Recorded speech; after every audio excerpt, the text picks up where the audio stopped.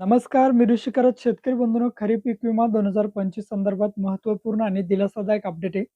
लवकरच म्हणजेच 15 जानेवारीपासून तुमच्या खात्यावरती खरीप पीक विमा 2025 या ठिकाणी जमा व्हायला सुरुवात होणार आहे.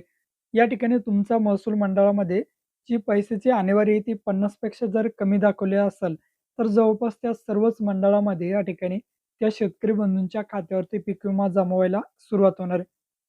शेतकरी बंधूंनो, महाराष्ट्रातील विविध महसूल मंडळामध्ये या ठिकाणी अंतिम पीक कापणीचे जे प्रयोग आले होते, त्या पीक कापणीच्या प्रयोगाच्या आधारे पैसेवारी जाहीर करण्यात आलेली आहे आणि ही जी पैसेवारी आहे, आता या ठिकाणी केंद्र सरकारला पाठवली आणि केंद्र सरकारमार्फत या ठिकाणी मंडळनिहाय किंवा तालुकानिहाय किंवा जिल्हानिहाय या ठिकाणी डाटा पाठवण्यात आलेला आहे. आता या ठिकाणी कोणतं तालुका किंवा कोणतं महसूल मंडळ या ठिकाणी यासाठी पात्र ठरणार नाही. त्यामध्ये शेतकरी बंधूंनो, तुमचा तालुका आहे किंवा नाही, तुमच्या तालुक्यातील किती गावं बसवले, तुमच्या तालुक्यातील जी आणेवारी ती किती दाखवण्यात आली. शेतकरी बंधूंनो, लक्षात घ्यायचं आहे, ही जी पैशाची आणेवारी ही जर का 50च्या आतमध्ये दाखवलं, तर तुमचं महसूल मंडळ या ठिकाणी पीक विम्यासाठी पात्र ठरतं. म्हणजे तुम्हाला शेतकरी बंधूंनो पीक विमा मिळायला या ठिकाणी मार्ग मोकळा होतो आणि जर 50 पेक्षा जास्त पैसे किंवा आणेवारी दाखवली, तर तुम्हाला पीक विमा मिळण्याचे चान्सेस या ठिकाणी कमी असतात. आता कोणत्या तालुक्याची किती आणेवारी आहे, किती गाव बसवण्यात आले, त्याची ए टू झेड माहिती आपण या व्हिडिओच्या माध्यमातून बघणार आहे. तर शेतकरी बंधूंनो, व्हिडिओ नक्की तुम्ही शेवटपर्यंत बघा. आपल्या चॅनलवर जर तुम्ही पहिल्यांदाच आला असाल तर चॅनलला सबस्क्राईब करून ठेवा. चला तर या ठिकाणी कोणत्या तालुक्याची आणेवारी किती दाखवण्यात आली ते बघूया आणि कोणतं महसूल मंडळ पीक विम्यासाठी पात्र आहे हे सुद्धा या ठिकाणी बघूयात. शेतकरी बंधूंनो, जसा तुमच्या जिल्ह्याचा किंवा महसूल मंडळाचा डाटा येईल तसा आपण व्हिडिओ घेऊन येत असतो. त्यामुळे तुमच्या जिल्हा कदाचित यामध्ये नसेल, पण लवकरच तुमच्या जिल्ह्याची सुद्धा अपडेट येईल. खरीप पीक विमा 2025 ची आणेवारी बघा. परभणी जिल्ह्यामध्ये परभणी तालुक्यासाठी 35 आणेवारी, गंगाखेडसाठी 42, जिंतूरसाठी 41.33, सेलूसाठी 46.33, सोनपेठसाठी 40.46, पाथरीसाठी 34 पैसे आणेवारी दाखवलेली आहे. पालमसाठी 42 पैसे, मानवतसाठी 45.20 पैसे आणि पूर्णासाठी 44.47 पैसे आणि समोर गावांची संख्या सुद्धा या ठिकाणी दाखवलेली आहे. याचा तुम्ही स्क्रीनशॉट काढू शकता. हिंगोली जिल्ह्यामध्ये बघा, औंढा नागनाथ तालुक्या किंवा महसूल मंडळासाठी 45, कळमनुरीसाठी 39.87 पैसे आणेवारी, वसमतसाठी 48 पैसे आणेवारी, सेनगावसाठी 45.47 पैसे आणेवारी आणि हिंगोलीसाठी 44.06 पैसे आणेवारी.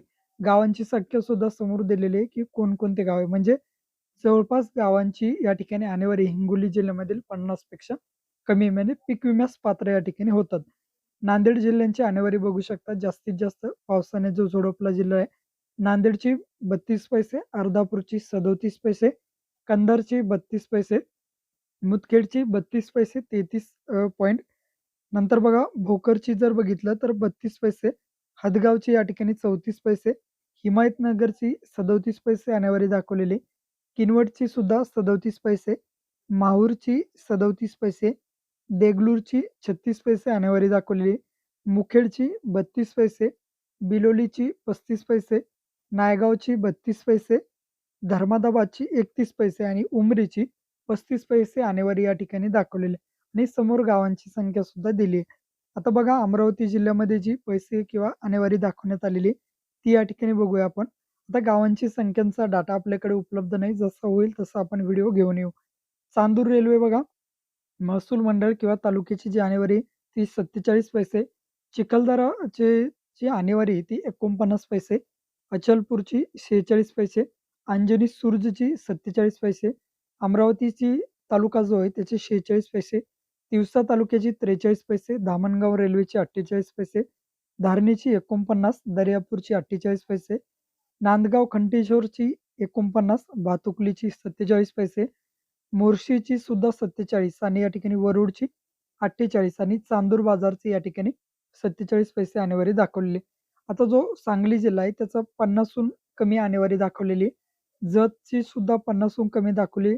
संकप्परची सुद्धा या ठिकाणी 50हून दाखवलेली आणि गावांची संख्या सुद्धा समोर दिलेली आहे. म्हणजे 50च्या आतमध्ये सांगली जिल्ह्याची सुद्धा आहे. आता छत्रपती संभाजीनगर जिल्ह्याची बघू.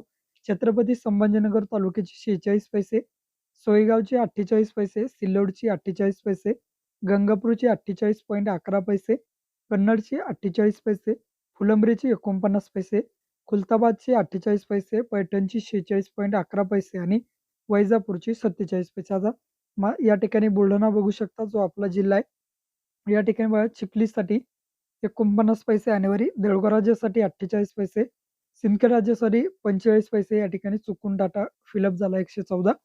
45 पैसे, लोणारसाठी 45 पैसे, बुलढाण्यासाठी 48 पैसे, मेकरसाठी 46 पैसे, खामगावसाठी 48, मलकापूरसाठी 46 पैसे ॲन्युअरी दाखवलेली, मोताळ्यासाठी 47 पैसे, नांदुरासाठी 46 पैसे, जळगाव जामोद तालुक्यासाठी 49 पैसे आणि संग्रामपूरसाठी 48 पैसे आणि शेगावसाठी 49 पैसे. समोर गावांची संख्या सुद्धा दिली की या तालुक्यामधील किंवा महसूल मंडळामधील गावं किती पात्र झालेलं. आता जसा डाटा या ठिकाणी येईल तसा आपण त्यावरती व्हिडिओ घेऊन येऊ. जेवढे जिल्ह्यांचा या ठिकाणी अतिवृष्टीमुळे नुकसान झालं आहे ते सर्व जिल्ह्यांचा डाटा येईल. अकोला जिल्ह्यातील 990 गावातील पैसेवारी 50 पेक्षा कमी या ठिकाणी दाखवण्यात आलेली. आता यवतमाळ जिल्हा बघू शकता, त्यामध्ये बघा आर्णीसाठी 46 पैसे दिलेले, बाभुळगावसाठी सुद्धा 46 पैसे, माथा अर्जुनसाठी 49 पैसेवारी, दारवासाठी 46 पैसे, मुकुटबनसाठी 49 पैसे, झरीसाठी 49 पैसे, झरी जामणीसाठी 46 पैसे, मोरेगावसाठी या ठिकाणी 46 पैसे ॲन्युअरी दाखवण्यात आले. म्हणजे हे तालुके सुद्धा पीक विम्यासाठी पात्र असणारे. वाशिम जिल्हा बघू शकता, वाशिमसाठी 47 पैसे, मंगरुळपीरसाठी 45 पैसे, रिसोडसाठी 47 पैसे, कारंजासाठी 47 पैसे, मानोरासाठी 49 आणि परत कारंजासाठी दुसऱ्या कारंजासाठी 49 पैसे ॲन्युअरी दाखवण्यात आले. म्हणजे हे तालुके सुद्धा पीक विम्यास पात्र असणार आहेत. गोंदियामध्ये बघू शकता, गोंदिया जिल्ह्यातील या ठिकाणी गोंदियाची 78 पैसे, गोरेगावची 95, तिरोडाची 63, अर्जुनी मोरची 87, देवरीची 85, अमनगावची 74, सालेकासाची 89 आणि सडक अर्जुनी 81. आता या ठिकाणी हा जो डाटा आहे हा पहिल्यांदा आलेला डाटा आहे. आता जसं तुमच्या जिल्ह्याचा सुद्धा डाटा येईल त्यावरती आपण नक्कीच व्हिडिओ घेऊन येत असतो. आता एवढे जे तालुके आहेत किंवा महसूल मंडळ हे पीक विम्यास 100% पात्र असणारे, कारण 50च्या कमी जर ॲन्युअरी शेतकरी बांधवांनी दाखवली तर पीक विमा आपल्याला